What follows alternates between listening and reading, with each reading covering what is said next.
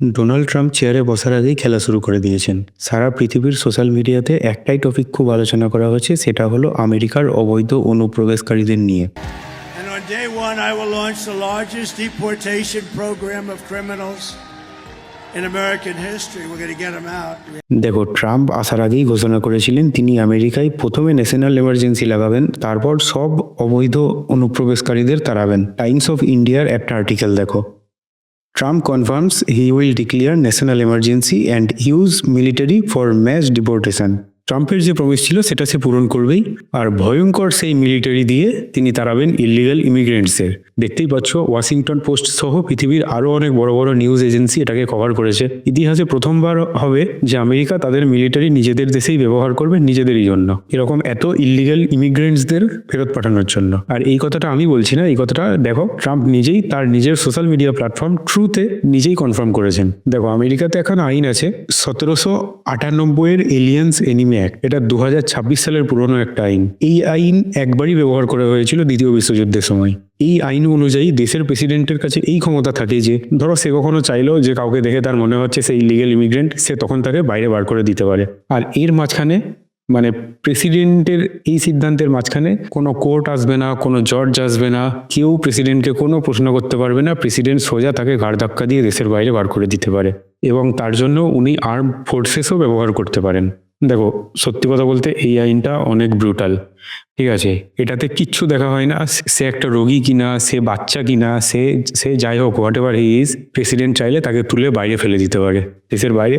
যেভাবে তোমার ইচ্ছা তুমি যাও, কিন্তু দেশের বাইরে চলে যাও। দ্বিতীয় বিশ্বযুদ্ধের সময় জাপান, জার্মানি, ইটালির অনেক ইলিগাল ইমিগ্রেন্টসকে বার করে দিয়েছিল আমেরিকা। তবে এখন যেটা হবে এটা ঐতিহাসিক হবে। সিরিয়াসলি, আমেরিকান মিলিটারি তাদের সম্পূর্ণ ইকুইপমেন্ট নিয়ে তারা আর্মড হয়ে টেনে টেনে সবাইকে এক জায়গায় জড়ো করে দেশের বাইরে ফেলবে। ইতিহাসে এত বড় ডিপোর্টেশন এই প্রথম দেখা যাবে। এর একটা ভয়ঙ্কর ইতিহাসের সাক্ষী থাকবো আমরা। ট্রাম্প, দেখো সত্যি কথা বলতে ট্রাম্প ভোটের আগে এই জিনিসটা অনেকবার মেনশন করেছেন। আমেরিকার লোকাল সিটিজেন যারা রয়েছে না, তারাই চেয়েছেন যে ট্রাম্পই আসুক। কারণ হচ্ছে তারাও এই ইলিগাল ইমিগ্রেন্টসদের অত্যাচারে তারা অতিষ্ঠ হয়ে গেছে। দেখো, মেক্সিকোর বর্ডার পেরিয়ে, কানাডার বর্ডার পেরিয়ে যারা আমেরিকায় ঢুকে থাকে, তারা কি, তোমার কি মনে হয় তারা খুব ভালো লোক? তারা ড্রাগস মাফিয়া, গান মাফিয়া। কখনো এমন দৃশ্যও দেখা গেছে যে রাস্তা দিয়ে একখানা আমেরিকান সিটিজেন একটা মেয়ে যাচ্ছে, তাকে তুলে নিয়ে গিয়ে হ্যাঁ মার্ডার করে, এরকম অনেক ভয়ঙ্কর ভয়ঙ্কর দৃশ্য দেখা গেছে।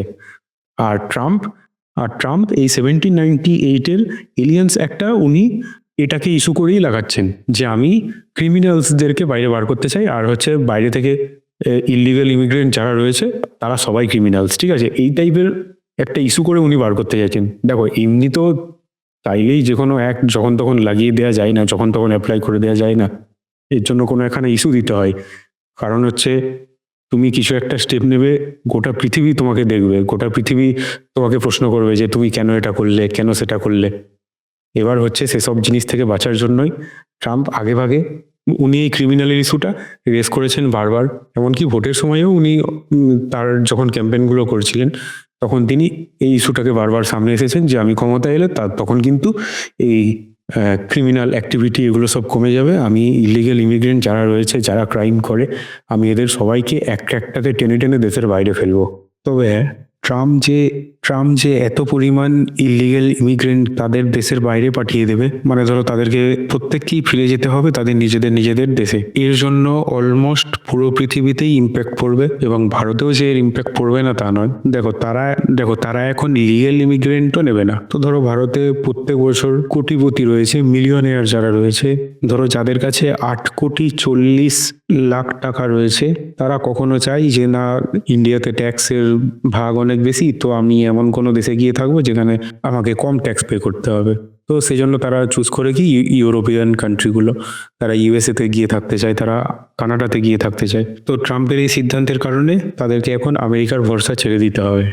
এবং তাদেরকে আসিয়ান কান্ট্রি যেগুলো রয়েছে, মিডল ইস্ট কান্ট্রি যেগুলো রয়েছে, যেমন ধরো সৌদি রয়েছে, থাইল্যান্ড রয়েছে, মালয়েশিয়া রয়েছে, এই সব দেশগুলোর কথা ভাবতে হবে। তবে হ্যাঁ, আমি মনে করি এরকম মডেল ভারতেও আনা উচিত।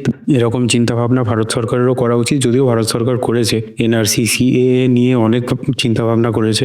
তো তাদেরকে আরও বেশি ভাবনা চিন্তা করে এই সময় যত ভারতে ইলিগেল ইমিগ্রেন্ট রয়েছে, আসামে, মণিপুরে, ওয়েস্ট বেঙ্গলে, উড়িষ্যাতে, তো তাদেরকে সবাইকে ডিপোর্ট করে তাদেরকে বাড়ি ফেরানোর কথাই ভাবা উচিত।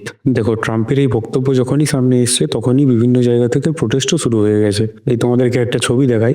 Latino students at the university of California, Berkeley protested the election of President-elect Donald J. Trump last week. তো এরকম ঘটনা আমি আরও একটা দেখাই।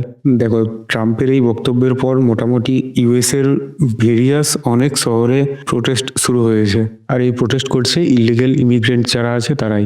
যাক, এই ভিডিওটা দেখে তোমার কেমন লাগলো অবশ্যই জানিও, তোমাদের কি মতামত অবশ্যই জানিও।